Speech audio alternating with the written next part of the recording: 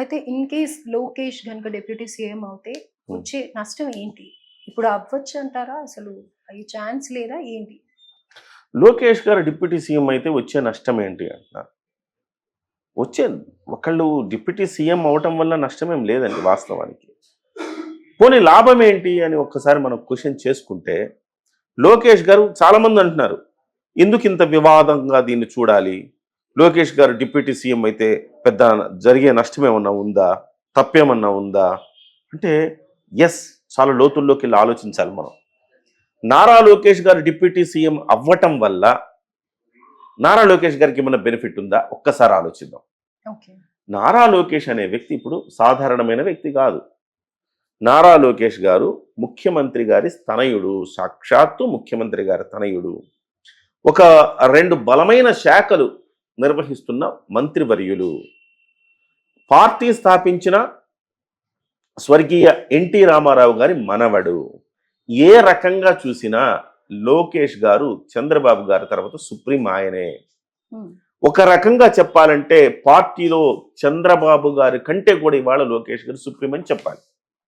ఎందుకంటే 1 కోటికి పైగా సభ్యత్వాలు నమోదు చేయించాడు. పార్టీలో ప్రతి అంశాన్ని ఆయనే క్షుణ్ణంగా పరిశీలిస్తున్నారు. చంద్రబాబు గారు పాలన మీద దృష్టి పెడితే పార్టీ వ్యవహారాలను కూడా లోకేష్ గారు పట్టించుకుంటున్నారు. తెలుగుదేశం పార్టీకి భవిష్యత్తు నేతగా, భవిష్యత్తు ముఖ్యమంత్రి నాయకుడిగా లోకేష్ గారు ఆల్రెడీ ప్రొజెక్ట్ అయి ఉన్నారు. అలాంటప్పుడు ఆయన కొత్తగా ఉప ముఖ్యమంత్రి ఏం అవసరం? ఓకే. ఇవాళ కూడా ఒక రకంగా చెప్పాలంటే ఒక పాజిటివ్ నోట్లో చెప్తున్నా, లోకేష్ గారే ఇవాళ కూడా ముఖ్యమంత్రి స్థాయిలో పనిచేస్తున్నారు. ఒక నెగిటివ్ నోట్లో వాళ్ళు అంటున్నారు, ఎవరు? వైసీపీ వాళ్ళు, సకల శాఖ మంత్రి లోకేష్ అంటున్నారు. హ్మ్. ఎందుకంటున్నారు? అన్ని శాఖల మీద కూడా లోకేష్ నజర్ ఉంది. లోకేష్ గారి కనుసన్నల్లోనే అన్ని శాఖలు నడుస్తున్నాయి. ఆయన మాట లేకుండా ఒక్క శాఖలో ఒక్క ఫైల్ కూడా కదలట్లేదు అనే ఉద్దేశంతో వాళ్ళు అంటున్నారు. వాళ్ళు అంటున్న నెగటివ్ కోణంలో నేను అంటలేదు, కానీ పాజిటివ్ కోణంలో చెప్తున్నా. నారా లోకేష్ గారికి తెలియకుండా ప్రభుత్వంలో కార్యకలాపాలు జరిగేది ఆ పరిస్థితి లేదు. సో అలాంటప్పుడు ప్రత్యేకంగా డిప్యూటీ సీఎం ప్రత్యేకంగా డిప్యూటీ సీఎం ఎందుకు అవసరము అంటున్నా నేను. సో అది ఒక ముఖ్యమంత్రికి తెలియకుండా ఏ శాఖలను ఏదైనా జరుగుతుందా? జరగదు. అలాగే నారా లోకేష్ గారికి తెలియకుండా కూడా ఏ శాఖలు ఏమి జరగట్లేదు. ఒక్క జనసేన శాఖల్లో తప్ప. తెలుగుదేశం 21 మంది ఉన్నారు మొత్తం మంత్రులు. 21 మంది మంత్రులు లోకేష్ గారిని పక్కన పెడితే 20 మంది మంత్రులు ఏం చేస్తున్నారు, వాళ్ళ శాఖల్లో ఏం జరుగుతుంది, ఏ ప్రాజెక్టులు వస్తున్నాయి, ఏ ప్రాజెక్టులకి మనం అప్రూవల్స్ చేస్తున్నాం, అన్నీ లోకేష్ గారికి తెలిసే జరుగుతూ ఉన్నాయి. అటువంటిప్పుడు ఉప ముఖ్యమంత్రి అనేది మీకు కొత్తగా ఏమైనా ప్రయోజనం చేకూరుస్తుందా? నథింగ్. ఎలాంటి ప్రయోజనం చేకూరుతుంది? పోనీ పార్టీలో మీరు సూపర్ పవర్ కావాలనుకున్నారనుకుందాం. పార్టీ కోసం చాలా శ్రమించారు లోకేష్ గారు, పాదయాత్ర చేశారు, పార్టీలో బలోపేతం చేశారు, యువతను తీసుకొచ్చారని చాలామంది అంటున్నారు. మరి అలాంటప్పుడు ఇప్పుడు పార్టీ ప్రధాన కార్యదర్శిగా ఉన్నారు కదా, ఆయన జాతీయ అధ్యక్షుడు చేయండి. చంద్రబాబు గారికి కాస్త రిటైర్మెంట్ ఇచ్చి ఆయన జాతీయ అధ్యక్షుడు చేయండి. ఇంకా గొప్ప పదవి ఇచ్చినట్టే కదా. అది మీరు ఎవరి ప్రమేయం అవసరం లేదు అక్కడ. ఇటు జనసేన కానీ బీజేపీ ప్రమేయాలు అవసరం లేదు దాంట్లో. కానీ మీరు ఉప ముఖ్యమంత్రిని లోకేష్ గారిని చెయ్యాలనుకున్నప్పుడు మాత్రం జనసేన బీజేపీల అభిప్రాయాలు మస్ట్ అండ్ షుడ్. వాళ్ళకు తెలియకుండా, వాళ్ళకు చెప్పకుండా, వాళ్ళ అనుమతి లేకుండా మీరు చేయలేరు. ఇది ప్రధానమైన పాయింట్. దీన్ని తెలుగుదేశం వాళ్ళు డిమాండ్ చేయడం అనేది వివాదాస్పదమే కదా. వాళ్ళ కన్సర్న్ లేకుండా మీ ఇష్టం వచ్చినట్టు మీరు డిమాండ్ చేయడం అనేది తప్పు కదా. First thing. రెండవది, ఎటువంటి ప్రయోజనం లేని ఉప ముఖ్యమంత్రి పదవిని లోకేష్ గారికి కట్టబెట్టడం వల్ల నష్టం ఉందా అని అడుగుతున్నాను. నష్టం కరెక్ట్గా ఉంది నష్టం. ఎందుకు అంటే ఇవాళ ఒకే ఉప ముఖ్యమంత్రి ఉన్నప్పుడు ఇవాళ పార్టీలో నెంబర్ 1 ఎవరండి ఈ ప్రభుత్వంలో? చంద్రబాబు నాయుడు గారు. నెంబర్ 2 ఎవరండి? పవన్ కళ్యాణ్ గారు. నెంబర్ 3 ఎవరండి? నారా లోకేష్ గారు. ఇలా మాట్లాడుకుంటున్నారు కదా. సో నెంబర్ 3గా ఉండే నారా లోకేష్ గారిని నెంబర్ 2 చేయాలని వీళ్ళ తాపత్రయం. నెంబర్ 2 చేస్తే మరి పవన్ కళ్యాణ్ గారు ఏంటి? సో ఒక పదవిని ఇద్దరు పంచుకుంటే, ఒక పొజిషన్ని ఇద్దరు పంచుకుంటే టెక్నికల్గా లేదు ఇది. టెక్నికల్గా అసలు రాజ్యాంగబద్ధ పదవి కాదు ఇది. కానీ మనం టెక్నికల్గా చూడకపోతే ఇది సెకండ్ పొజిషన్లో పవన్ కళ్యాణ్ గారు ఉన్నారు.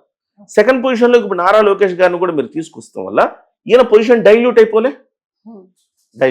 అంటే ఇండైరెక్ట్గా మీరు నారా లోకేష్ గారికి ప్రయోజనం లేకపోయినా మీరు ఆ పొజిషన్కి ఆయన తీసుకురావటం వల్ల పవన్ కళ్యాణ్ గారిని డైల్యూట్ చేయదలుచుకున్నారా? ఇది ప్రశ్న. పవన్ కళ్యాణ్ గారిని డైల్యూట్ చేయటం వల్ల ఏంటి మీకు వచ్చే ప్రయోజనం ఏంటి? పవన్ కళ్యాణ్ తగ్గిపోయాడని మీరు ఆనందిస్తారు. అది కూటమికి మంచి చేస్తుందా? మంచి చేయదు కదా. మరి మీరు పవన్ కళ్యాణ్ డైల్యూట్ చేస్తే మరి పవన్ కళ్యాణ్ అభిమానులు, జనసేన పార్టీ కార్యకర్తలు, జనసేన పార్టీ సంతోషిస్తుందా? దాన్ని అంగీకరిస్తుందా?